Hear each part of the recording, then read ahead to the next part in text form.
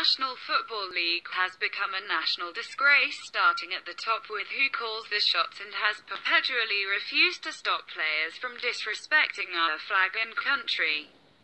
The league got what they had coming to them when they didn't get ahead of the issue and got behind the cause instead. The National Anthem protest that started last season with former 49ers player Colin Kaepernick, that many hoped would just fade away, did not. In fact, it spread like a virus, infecting every single team in the NFL. That cancer has now killed America's former favorite sport. The days of blaming the league's horrible ratings on weather, people being busy, or any other innocuous and incorrect excuse are over. There hasn't been a dip in watching.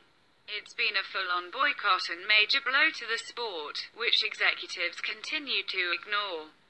The reaction from flag-loving fans has let up. In fact, it's worked even better than many expected.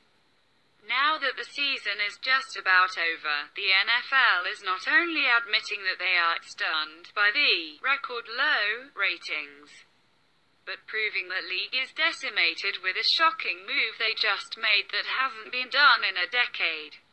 On Tuesday, the NFL announced that they are cancelling the big final Sunday night football game of the season, and the reason why will likely change the league forever.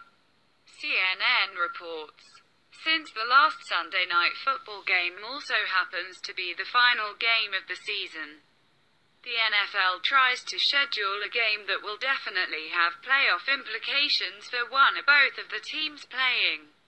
A team that already made the playoffs might sick their status, leading to an exceptionally boring game.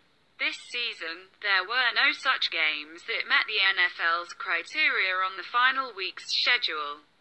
The NFL, which hadn't yet announced which teams would play Sunday night, would have either scheduled a game that had a chance of being a snooze or a game that already had no playoff implications at all. Instead, there will be 7 games scheduled for 1 p.m. and an unusually high 9 games scheduled for 4:25 p.m. kickoffs. There won't be an 8:30 p.m. game this year. Social justice warriors in the sport now look like social justice losers, since their cause of kneeling for the anthem has effectively killed the sport. They took it too far and lost while ruining it for a lot of people who used to enjoy this pastime but have since found better things to do with their time. NFL stadium attendance continues to suffer as the backlash from players protesting the national anthem extends into Week 16, the Gateway pundit reports. Football fans from across the country are sharing photos showing stadiums plagued by empty seats this Christmas weekend. As previously reported, the NFL already lost 2.5 million viewers. A new shock poll reveals the NFL is now the least liked sport. The real winners in this situation are the American people who are proud of our flag and our country. For the second time in a year, the voices of the mass majority of citizens have been heard. We refuse to be ignored. First, it was voting President Trump into office, and now it's showing that disrespecting our flag and our nation will not be tolerated. How many more times do liberals need to lose before realizing that it's time to get on board with America or get out? Also winning are other professional sports who chose to respect the flag over making stupid statements. This stance has earned the NBA, pro hockey, and college football an increase in viewership from sports fans who boycotted the NFL.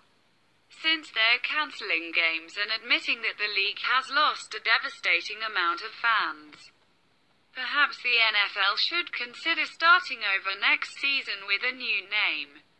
One woman provided the perfect suggestion for the name change, the DFL, in a letter to the editor of the Island Packet. Ann Quigley of Bluffton, South Carolina, proposed a perfect idea in response to the National Football League disrespecting the nation, and that's to take "national" out of the name. While Football League would suffice for what they are, she suggested that they replace national with a word that perfectly describes what these players really are. I would submit that the players in the National Football League who do not want to stand for the National Anthem should change the name of their organization to remove the word national.